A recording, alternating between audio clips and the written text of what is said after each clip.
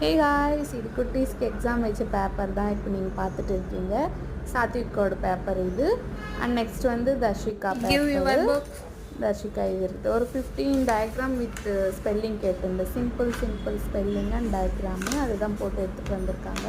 யாருக்கு எவ்வளோ மார்க்ஸ் வந்திருக்குன்னு கடைசி வரைக்கும் பாருங்கள். இந்த வீடியோ பிடிச்சிருந்தா லைக் கொடுத்துட்டு அப்படியே சப்ஸ்கிரைப் பண்ணிக்கோங்க. எங்களை என்கரேஜ் பண்ணுங்கள். இது மாதிரி நீங்கள் உங்கள் வீட்டில் குட்டீஸ் எக்ஸ்ட்ரா